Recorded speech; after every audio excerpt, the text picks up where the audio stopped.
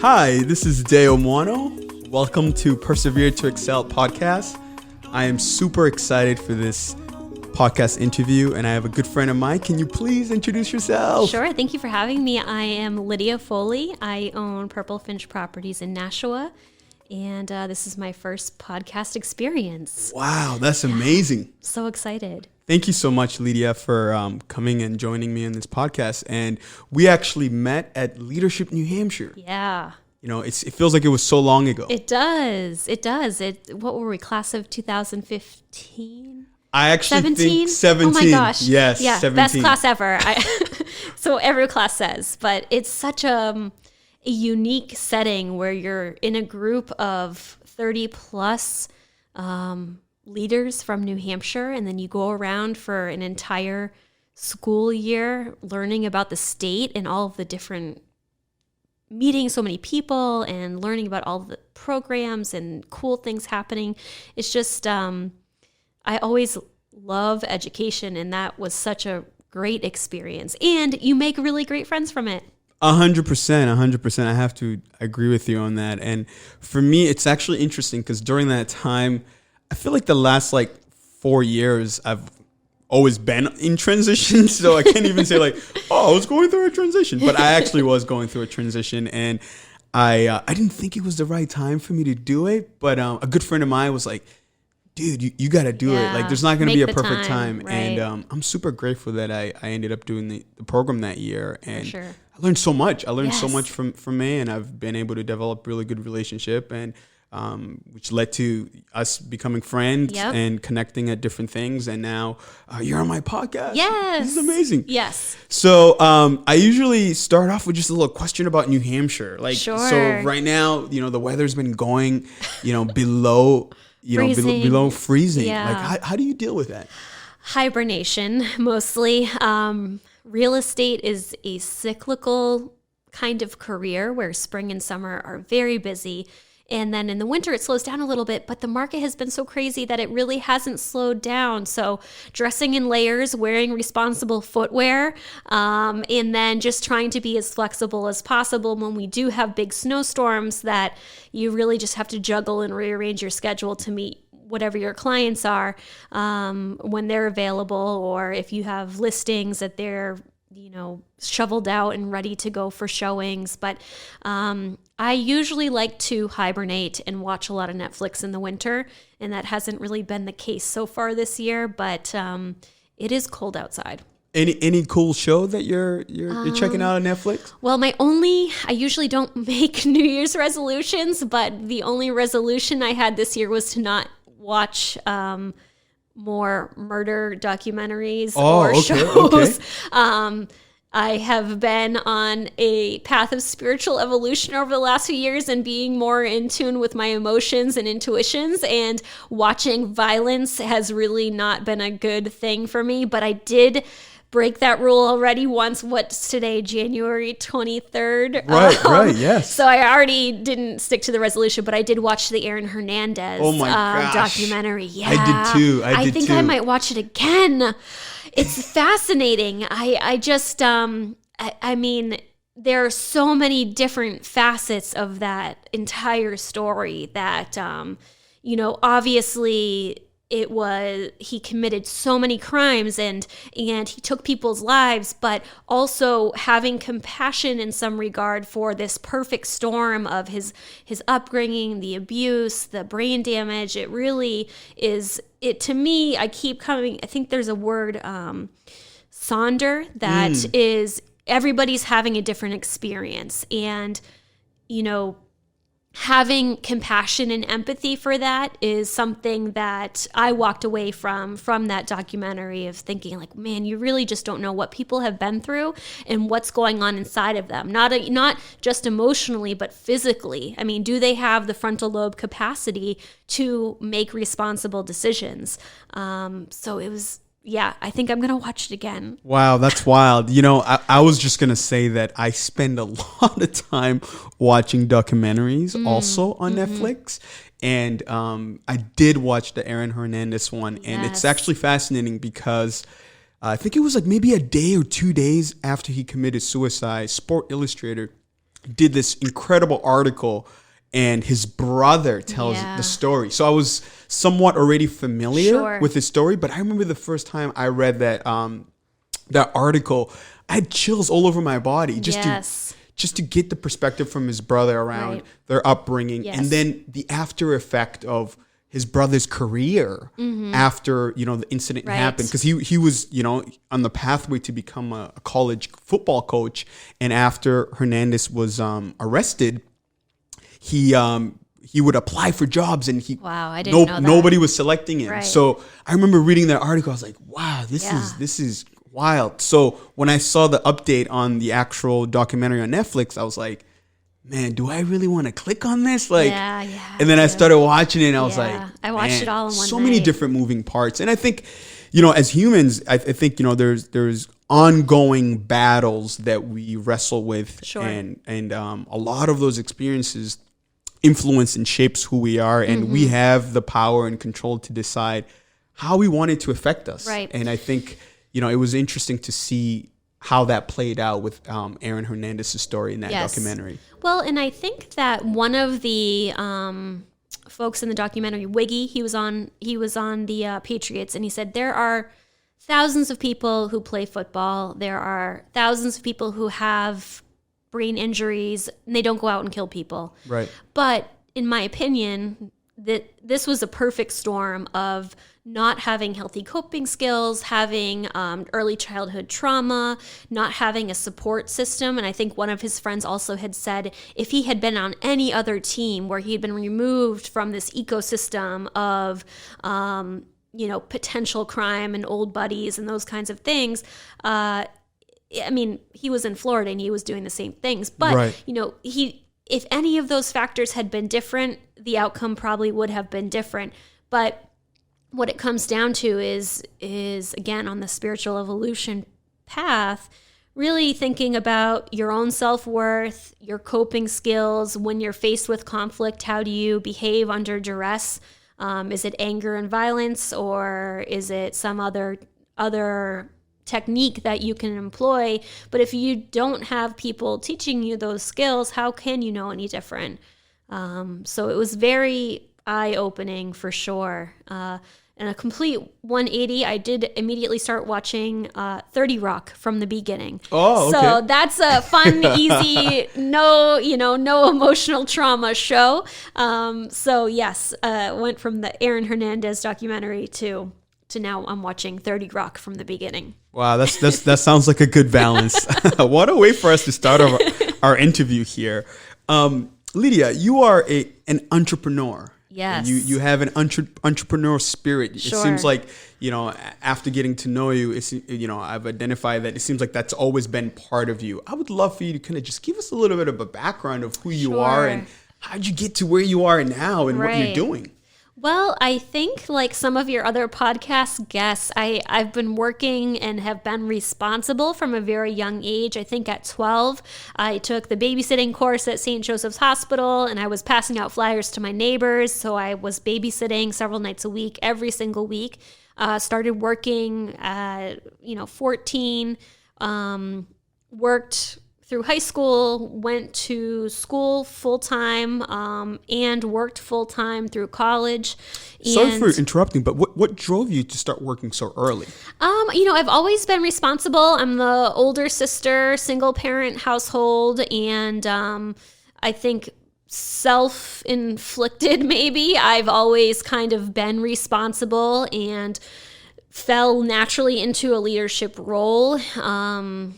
Strong decision-making skills, and just decided that this is kind of the path is, going out, working hard, being financially independent and stable, most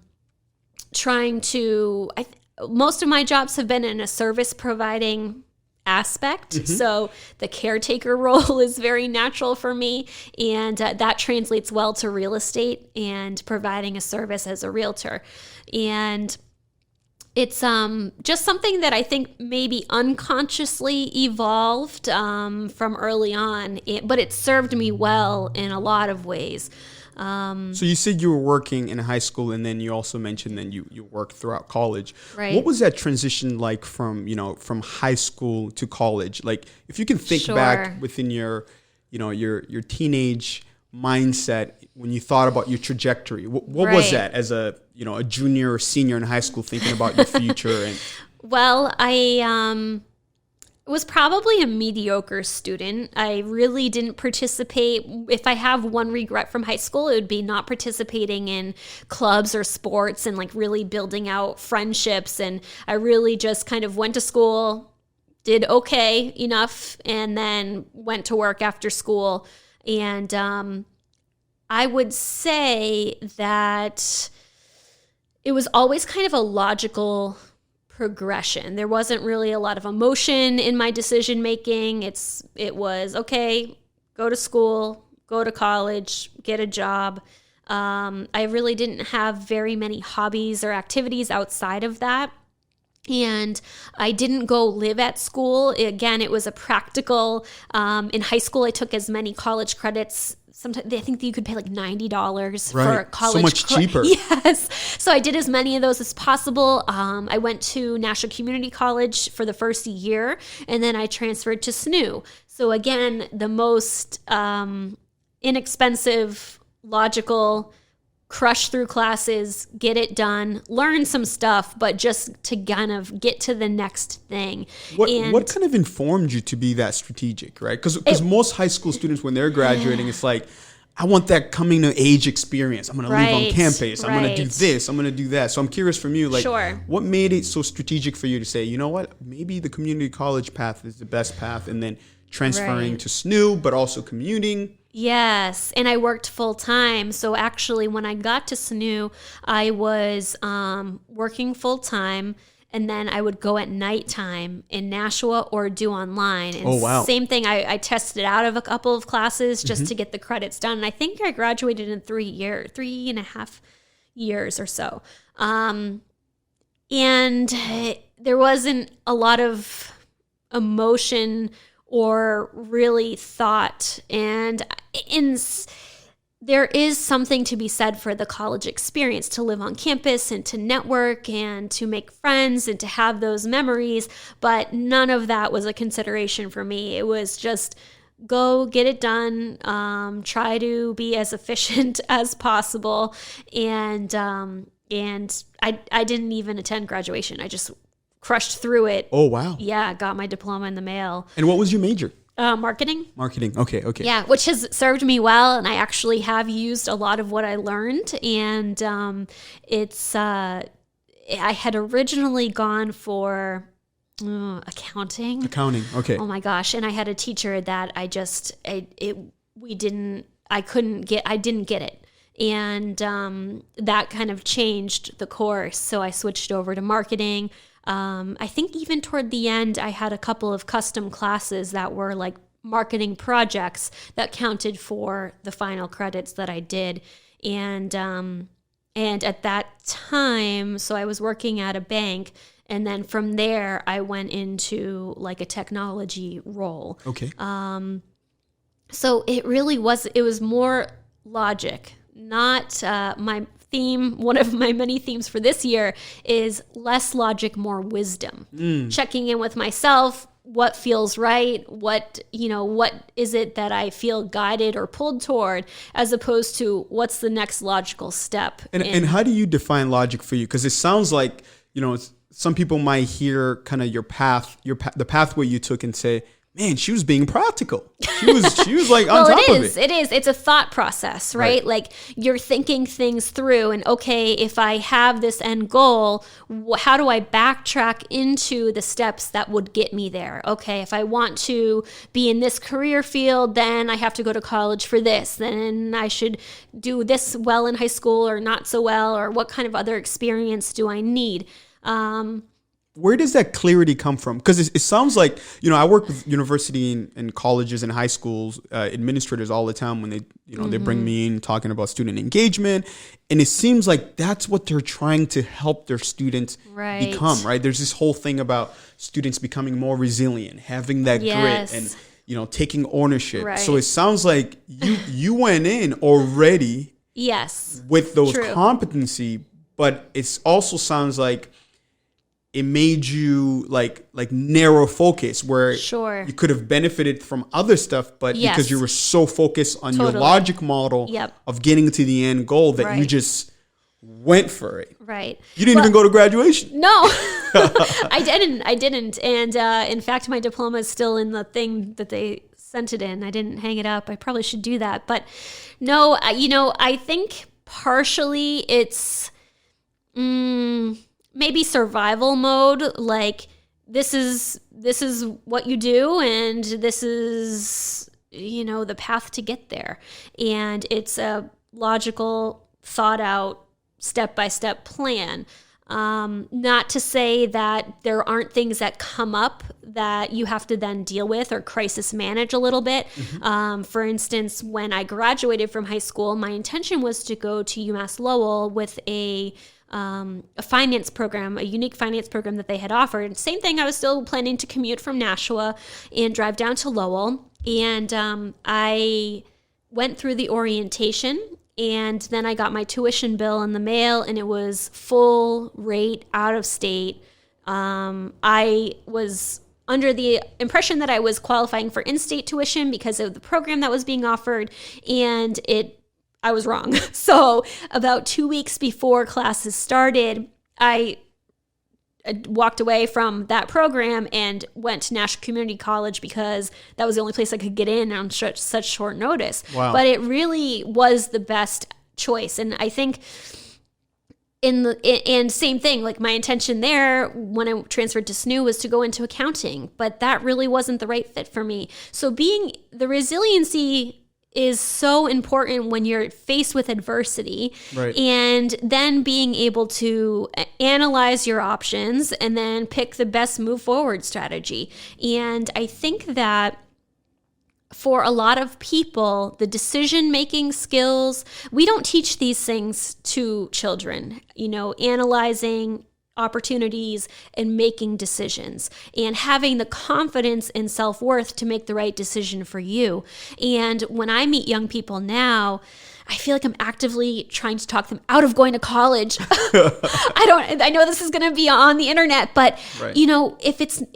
if going to a 4-year school and going into debt for tens of thousands of dollars is what you feel like you have to do, but you don't have your heart's not in it, take a minute, take a year, go work, go do anything else before you put yourself in that position.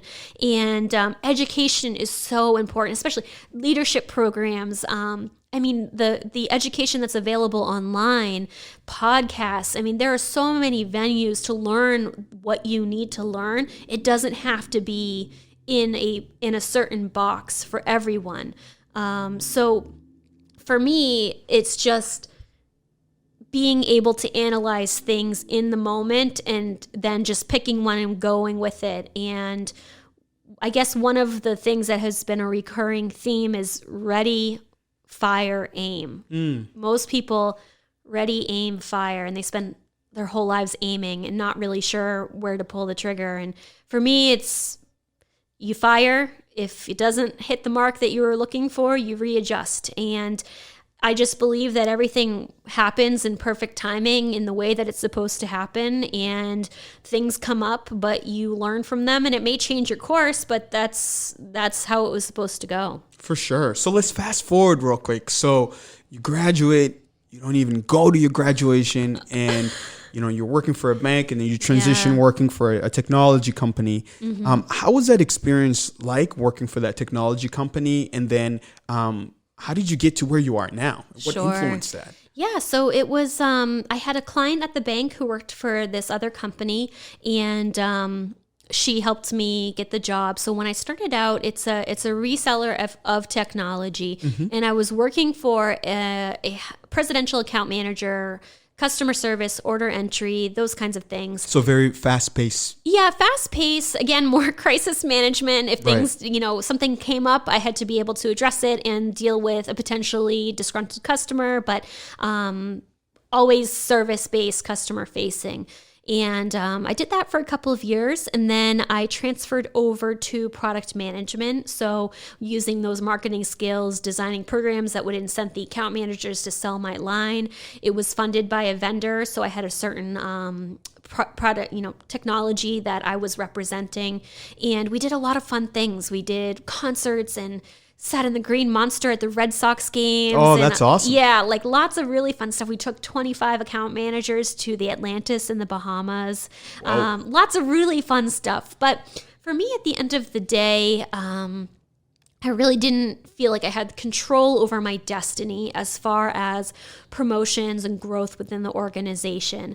And when did you realize that? The reason why I think that's a really important point that you make, because there's this our workforce is a very fast pace, especially in the tech industry. For sure.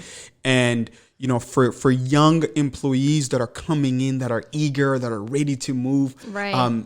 Most of the time they reach that point within their career where they're like, first it was, I got to get a job. Then you get the job and you're like, wow, I'm here. Right. Whoa, this is awesome. This was all about, I can actually pay my bills.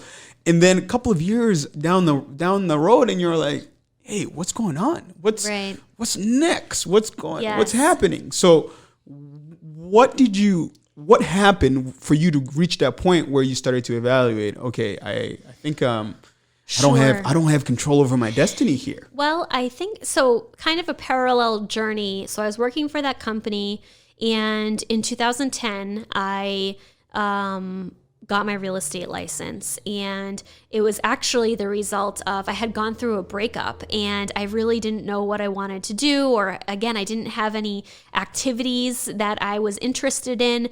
And real estate was something I was always interested in. So I said, I'll get my real estate license. How hard could it be?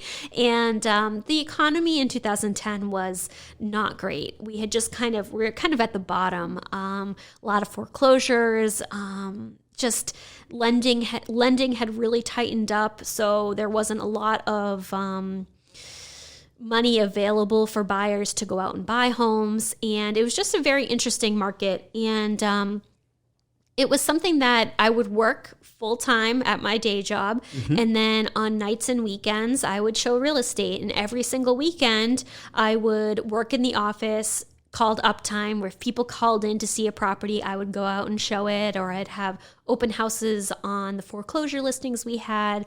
And I did that. I did my moonlighting as a realtor for about 3 years. And in 2013, it got busy enough with real estate that I could see it as a viable career path. Did you like doing real estate?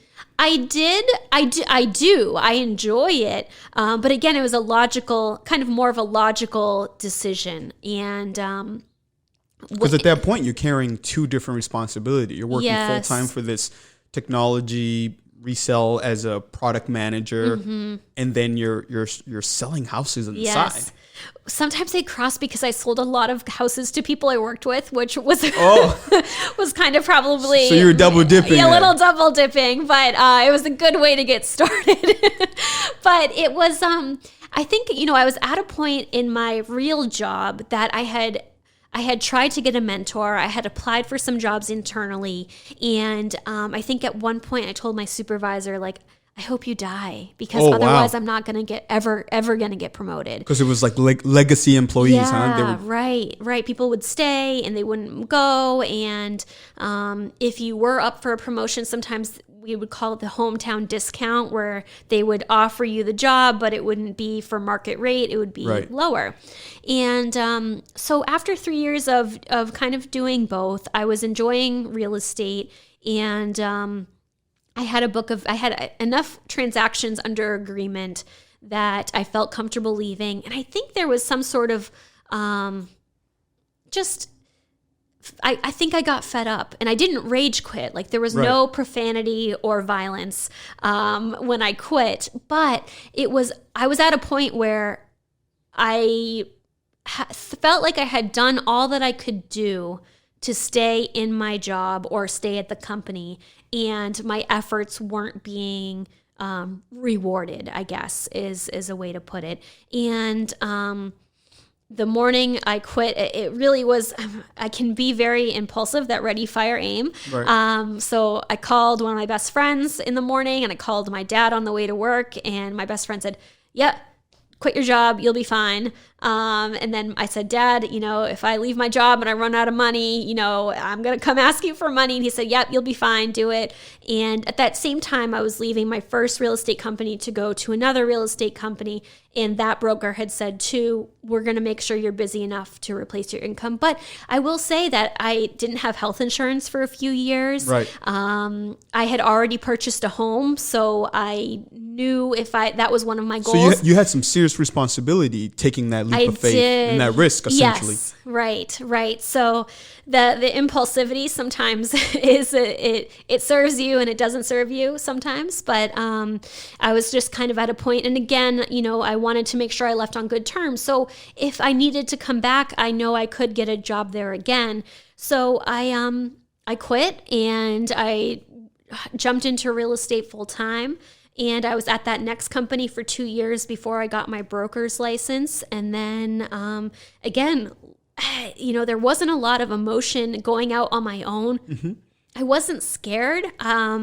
It was a risk. I was obligating myself to a lease. I was spending money to develop a brand, but I always knew if worst case scenario, I can either go hang my license somewhere else. I can go get another job.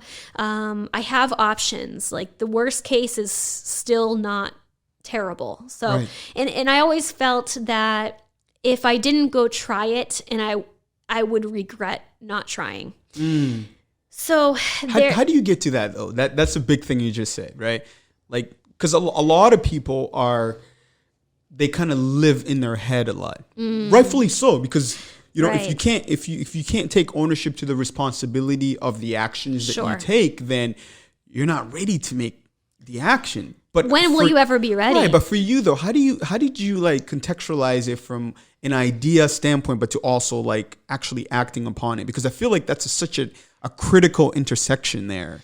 Well, same thing, where I was at the company I had transitioned to after I left my corporate job.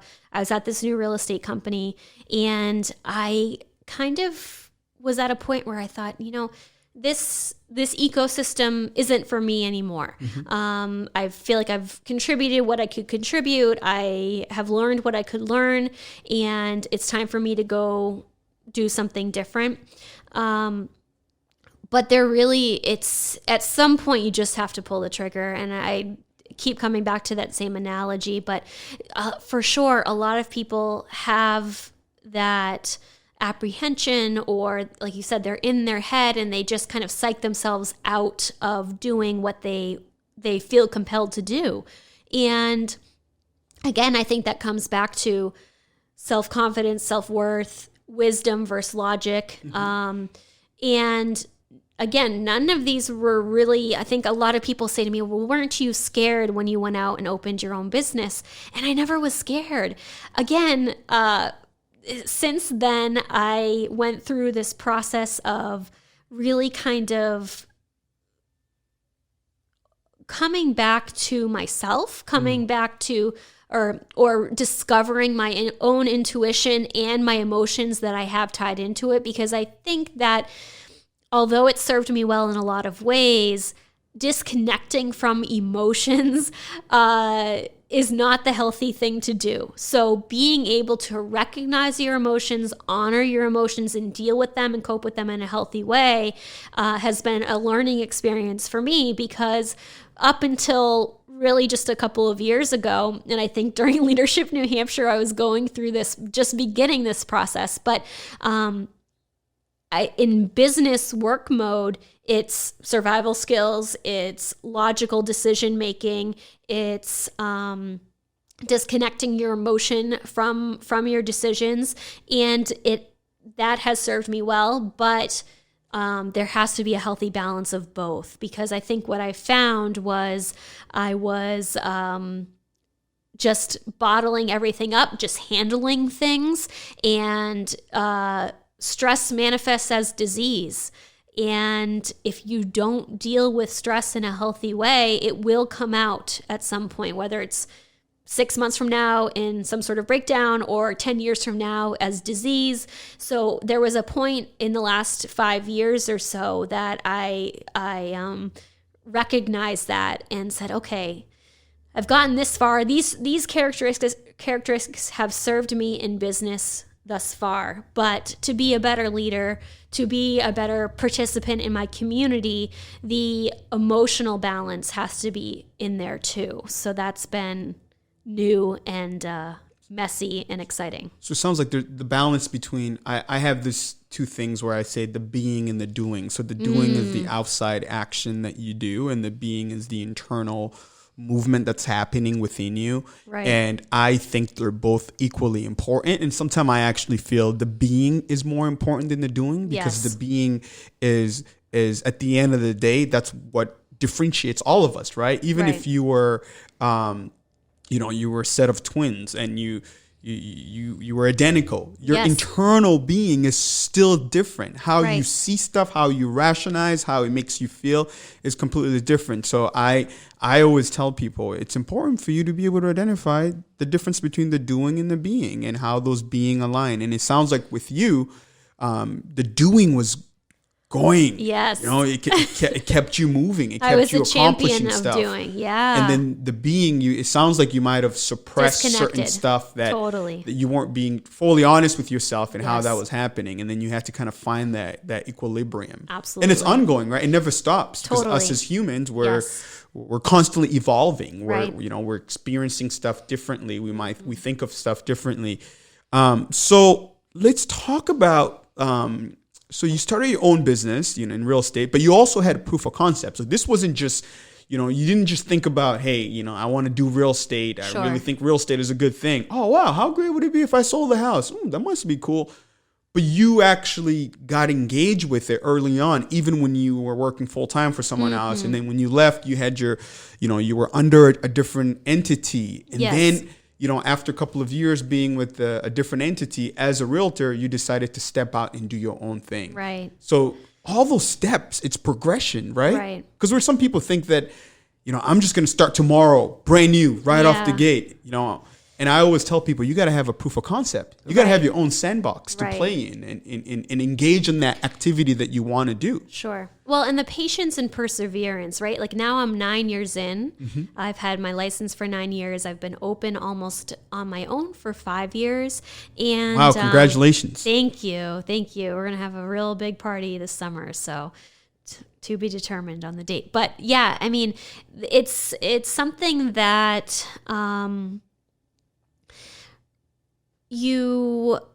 I guess just being able to hang in there. I mean, complacency sets in. I have a business coach that I pay to hold me accountable and to coach and train me. But as an independent, I work by myself most of the day. So, and that was something that was completely different from working in corporate America cubicle farm, where one of the best things about that job were the friendships and the connections that I could go hang out in so-and-so's cube and catch up on the weekend and have that social interaction.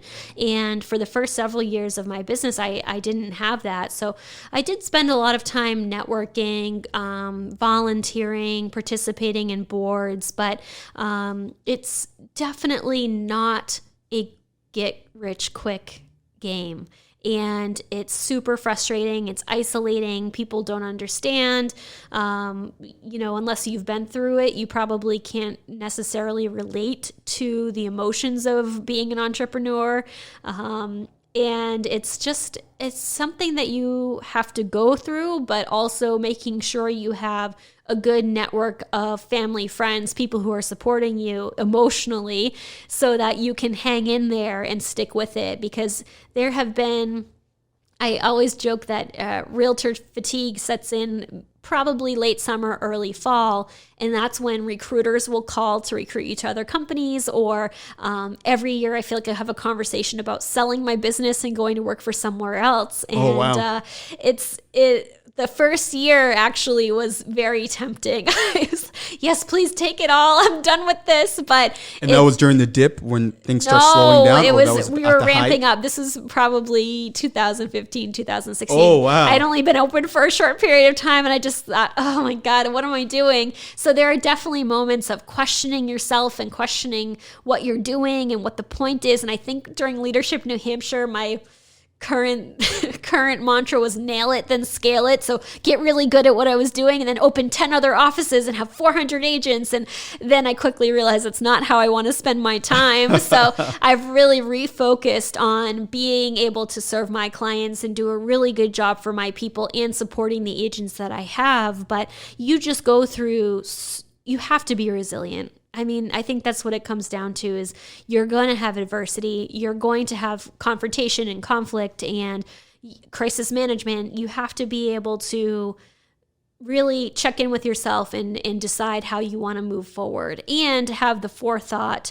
of how will this move forward strategy affect everything else. Wow, that's awesome. And we are going to talk about your community involvement, but before we talk about your community involvement, I do have one question regarding kind of your business model. What differentiates you, right? Like because real estate is this, being a realtor, like sometimes I feel like it's overly populated. There's so many different folks like just ready to just, you ready to sell your house? You ready to buy a home? Hey. It's like, oh, hold on for a second. Where am I going to go? Yeah. But what differentiates your approach? What's your secret sauce? What's your model? Yeah, I mean, it's a slow way to build a business, but it's really referral based. Doing a great job for the people that have trusted you for the biggest purchase or sale in their entire lives, knocking it out of the park for them and asking them, reminding them that you build your business on referrals. And I think both of us being like service providers, you have to do a great job, be exceptional, especially New Hampshire. There are 9,000 licensed real estate salespeople. That's a lot of people. That's everybody knows a realtor. You could swing a dead cat and hit 5 realtors, especially in this market where everyone thinks it's so easy to make a bunch of money because things are moving so quickly. But there are companies out there that are very transactional in business. They will buy leads. They will, without much experience or market knowledge, go out and sell property. But really, the sustainability and the strong foundation for a long-term business is providing exceptional service, being a market expert, being able to negotiate for your client's behalf. And then really when I'm out either at a listing presentation or having a one-on-one conversation with a new buyer, they're not even talking to anybody else because they've been referred by either a friend of mine or somebody I've worked with in the past. And to me, I like working with people that I like.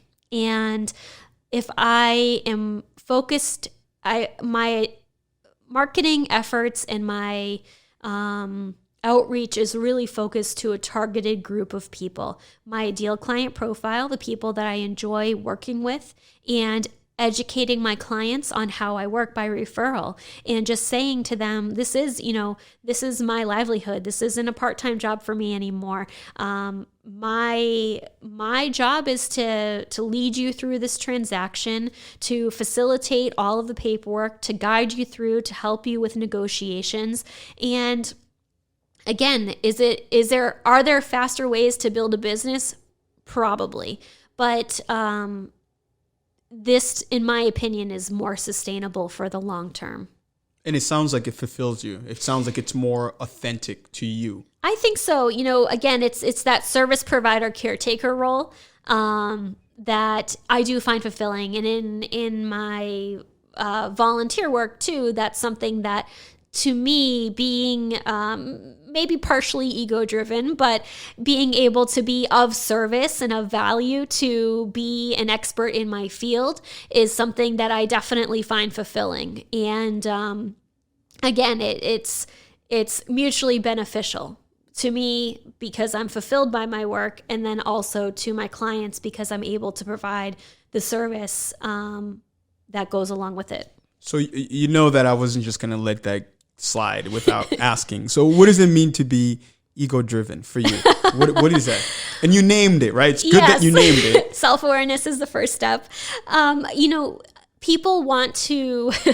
Is it a status thing? Is it an accomplishment thing? I think for fulfilling something partially, more for you internally? All I'm of curious. the above. Okay. All of the above. And I'm thinking about my business coach when I say he had said to me a few months ago, "Do you believe in the golden rule? Treat people how you want to be treated." And I said, "Oh, yeah, of course." He said, "I don't. I believe in the platinum rule. Treat people how they want to be treated." Everybody wants to be made to feel important, to feel knowledgeable, to be recognized, to be appreciated.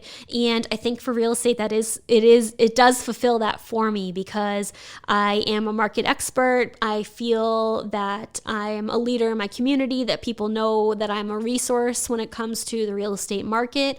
And the relationship that I have with my clients is that, again, they're going through the biggest sale or purchase of their life, and I play an important part in making that happen. So definitely, and for sure, if you're good at what you do, your pay is commensurate to the size of the problems that you solve. Right. And this is something that's a big event for people. So you are compensated appropriately, and it can be very rewarding monetarily. So it's definitely a multi-faceted ego fulfillment, being in this career, but also, again, being aware of it, and also making sure that I am in it for the right reasons. It's not something that my goal is to be fulfilled, to have my ego inflated because I'm so good at what I do.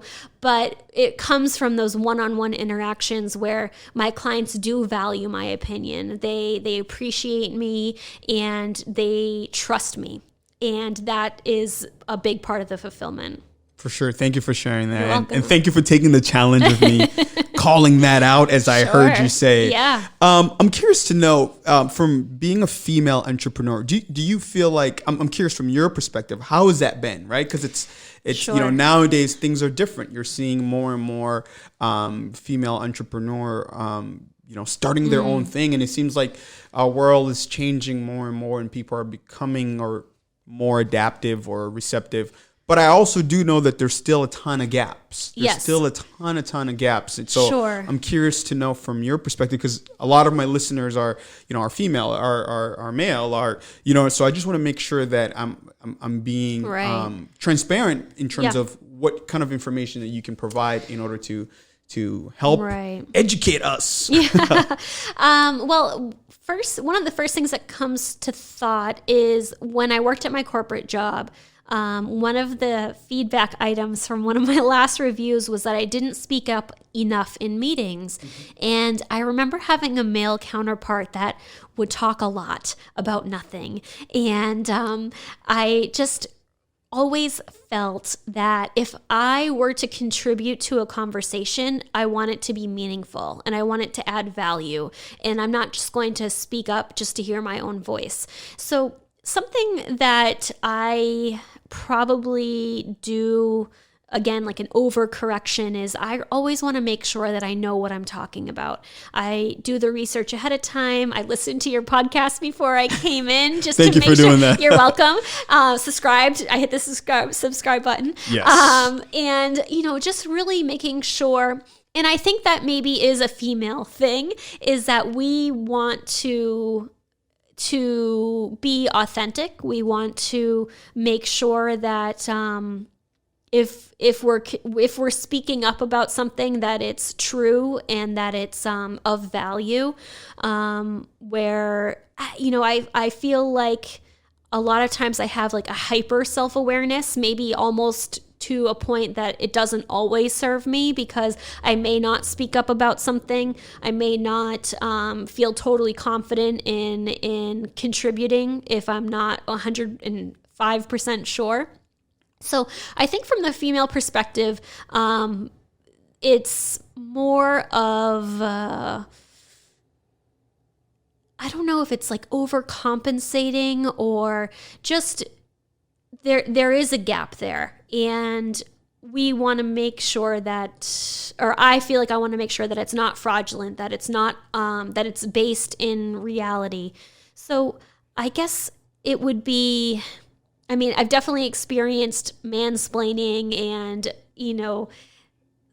kind of sometimes like a condescending role, where someone's being condescending to me because I'm young, and I've been in a lot of leadership roles, but for somebody who doesn't know that about me, it might be a different dynamic.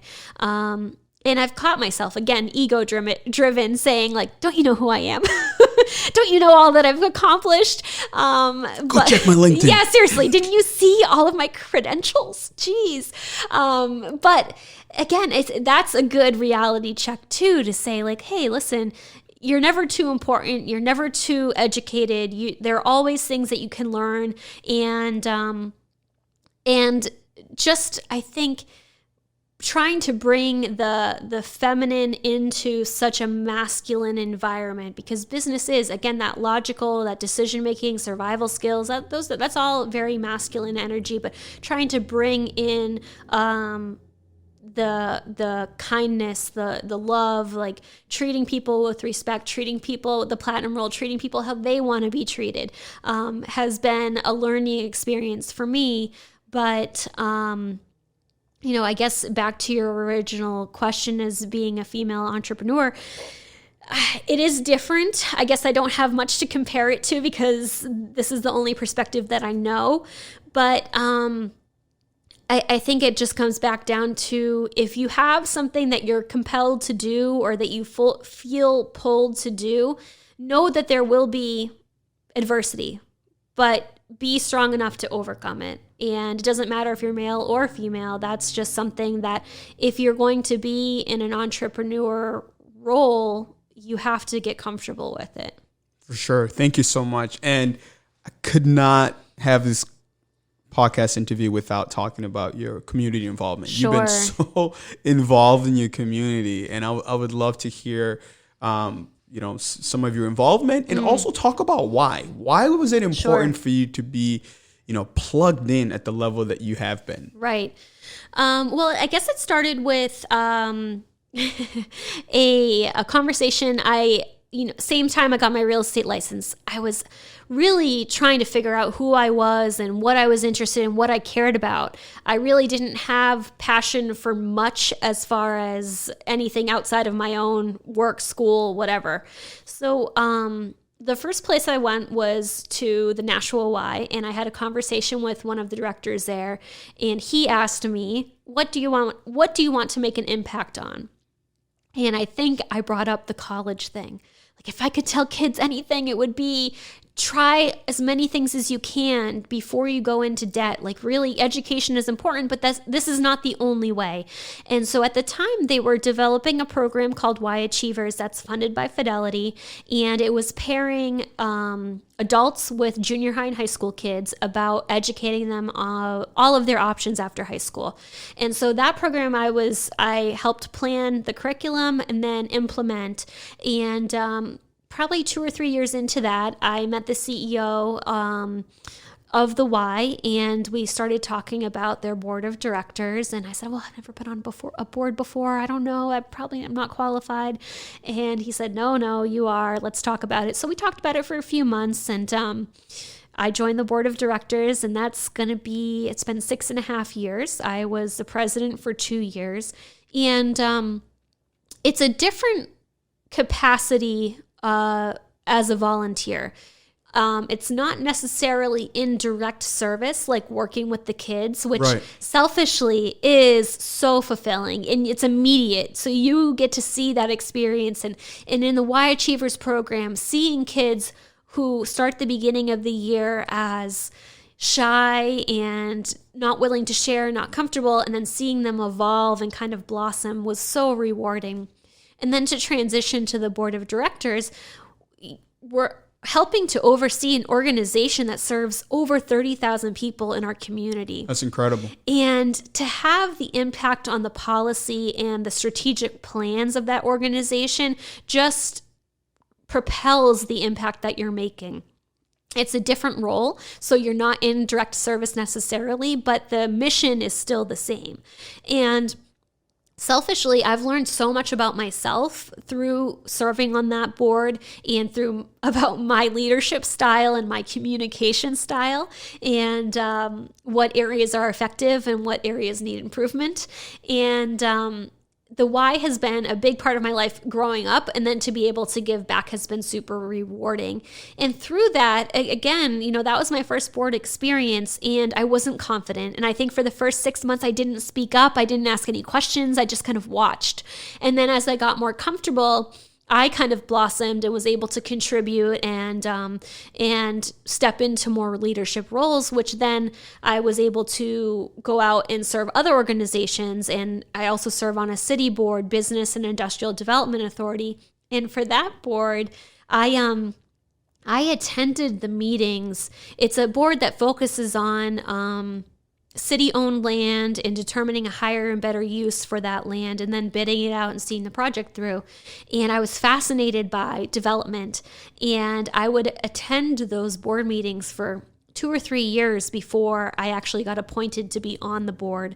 And I think I've been on that board now for 4 years. So being able to contribute and make an immediate impact on the development in my city has been a huge learning experience from the development lens, and then also being able to contribute the shape of not necessarily the master plan of the city, but definitely different elements of the city. And I was born and raised in Nashua. I love Nashua. So something for me is just being able to make as much impact as possible in a positive way in my own community.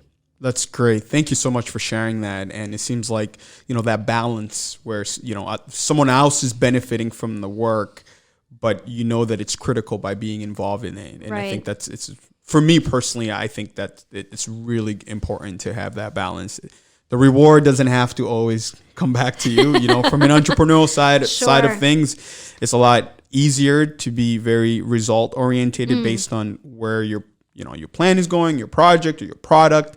But when you're giving back, it's about how other people benefit from it. And I think it's really cool.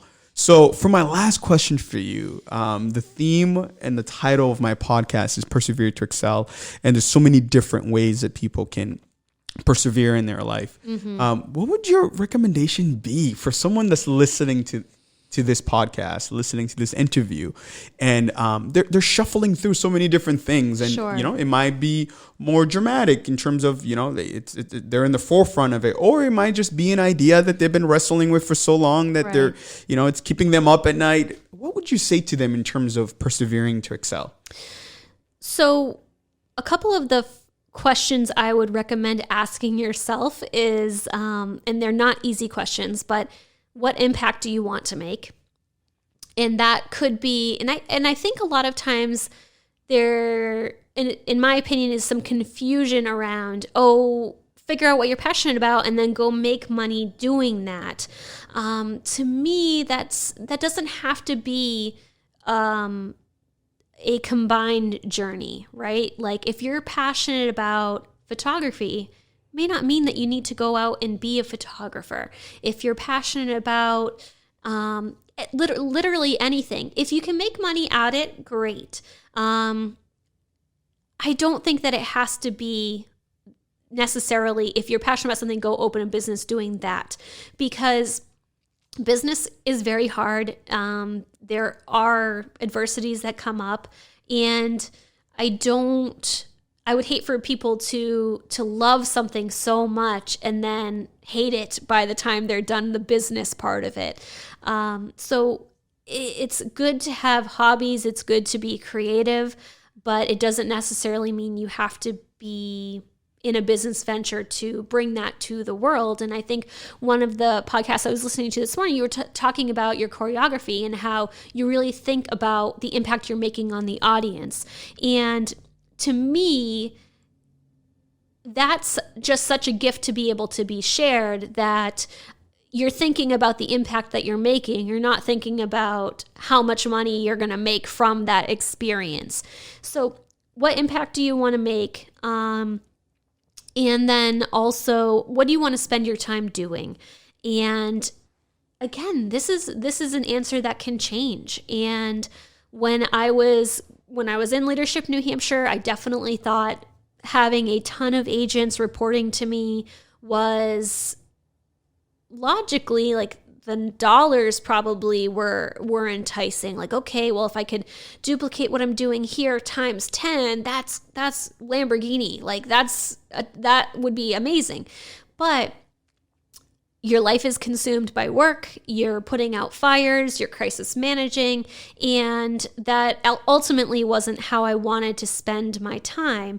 So thinking about that in the long term, and again, bringing in that balance of spiritual evolution, focusing on yourself and your own personal development, your family situation, the impact you're making on your community, and your business. So there are several different journeys happening at the same time. And I just think the self-awareness of whatever that quote is, the hyphen, right? Like, from the time that you're born to the time that you died, what is the impact that you're making?